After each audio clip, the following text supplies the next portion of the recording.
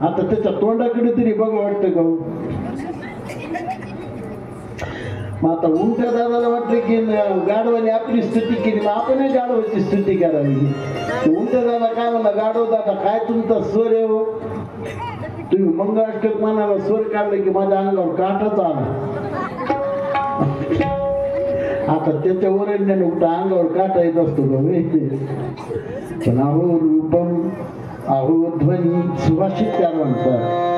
तसं नारदाला गर्व आला म्हणून नारदानी भगवान शंकरांनी आश्वराचं रूप धारण केलं, सुंदर गायन केलं. नारदाचा गर्व दूर झाला. लक्षात राहू दे, आपण गर्व करायचा नसतो.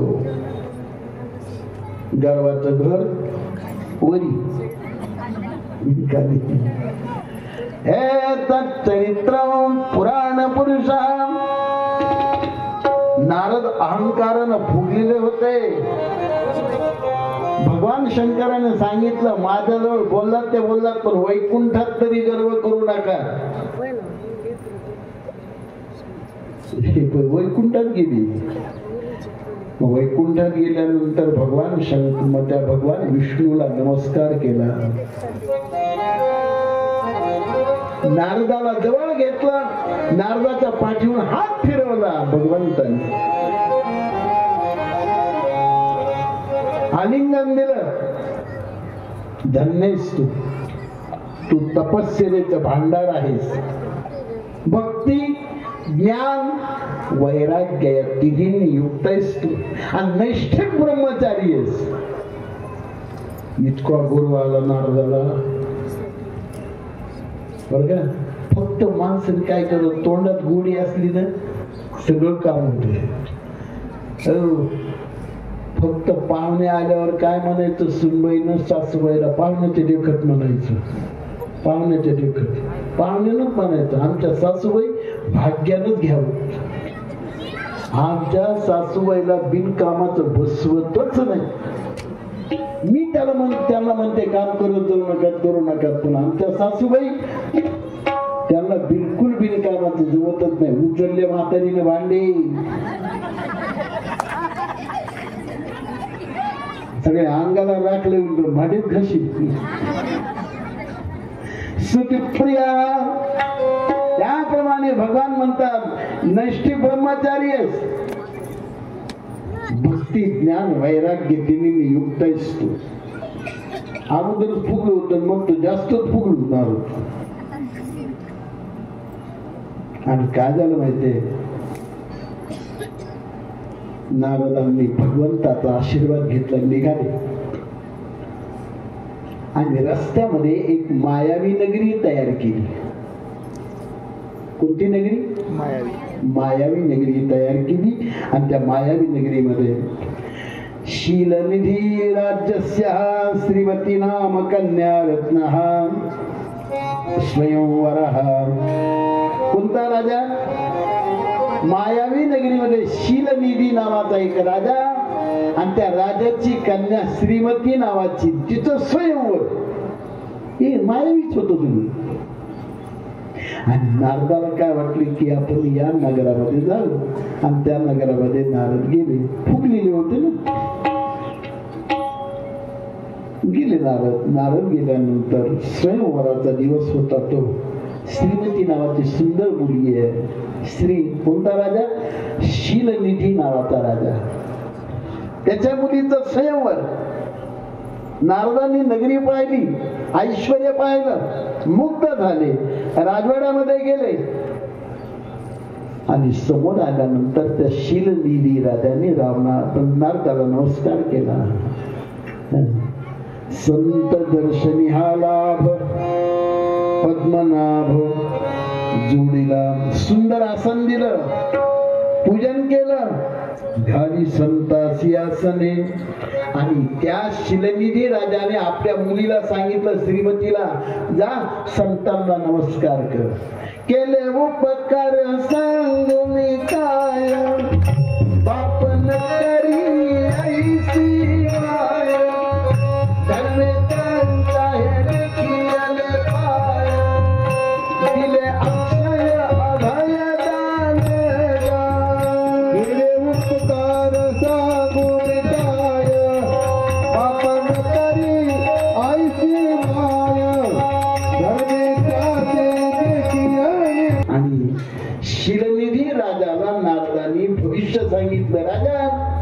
ही तुझी मुलगी शुभ लक्षणांनी युक्त आहे, हिचा पती परमगुण खाली असणार आहे आणि भगवान शंकरासारखा हिला पती मिळेल, ऐश्वर्यशाली, सर्वेश्वर, अपराजित, कामाजित अशा प्रकारचा पती या मुलीला तुझ्या मिळेल. राजकुमारीला पाहिल्यानंतर यांना भुरळ पडली. कुणाला? नारदाला. आणि त्यांच्या मनात त्या मनात वेळ होऊ लागले की काही असो आपल्याला ही कन्या मिळालीच पाहिजे.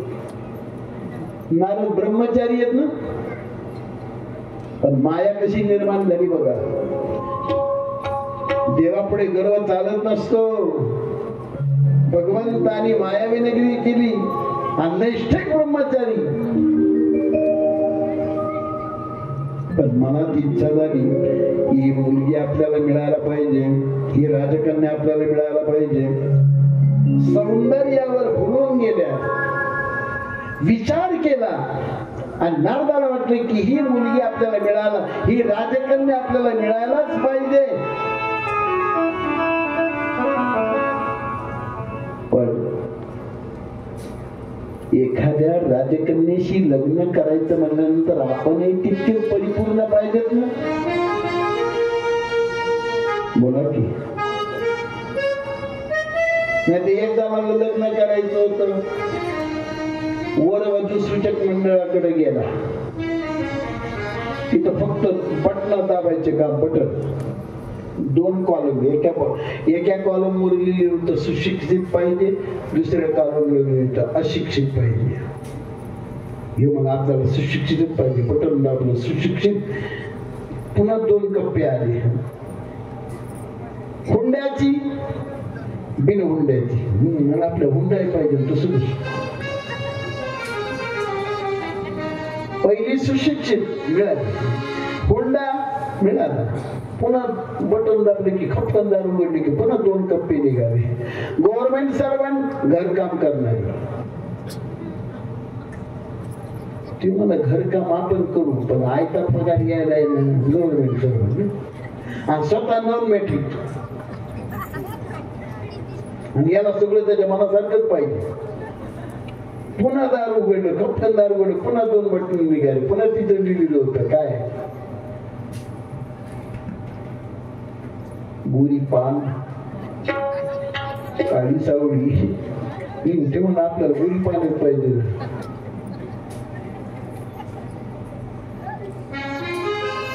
बटन दाबल्याबरोबर पाठीमागे लिहिलं होतं एसटी स्टँड आहे, गाडीत बसा गावाकडे जा. आता तिथं लग्न झालं की नाही मला माहित नाही बाबा.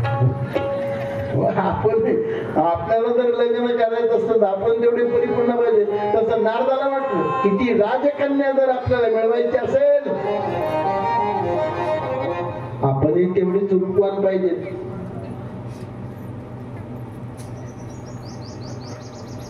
म्हणून त्या राजकुमारीची भुरळ नारदाला पडली. नारदाला सौंदर्य पाहिजे होतं आणि ते सौंदर्य कोणाकडे? वैकुंठामधल्या भगवंताकडे आहे. म्हणून नारद पुन्हा वैकुंठामध्ये गेले आणि वैकुंठामध्ये जाऊन भगवंताला विनंती केली, महाराज देवा मी आतापर्यंत तुम्हाला काही मागितलं नाही आणि पूर्ण त्रैलोक्यात नारायण नारायण मी नारायण नारायण करत फिरलो पण आज मी तुम्हाला मागतोय.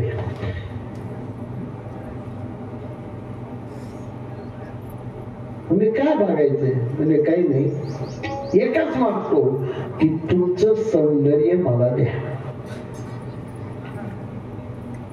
आता देवाचं सौंदर्य किती आहे? तुझी येणे ढळी कोटी चंद्र प्रकाश कमल नयन हास्य वदन हासे हालकारे कृष्ण. देवाच्या चेहऱ्यावर किती चंद्र आहेत? आता सांगितलं मी तुम्हाला किती. महादेवाच्या चेहऱ्यावर किती चंद्र आहेत? कोटी चंद्र आहेत. कोटी मन्मथ लावण्य हा शंकर हा भगवान शंकराचा चेहरा कोटी लावण्याचं रूप आहे.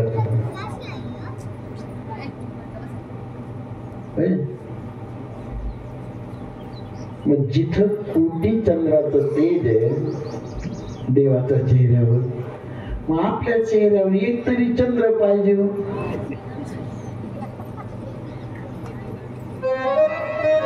ते तर कधी पहा. होडिली गोवरी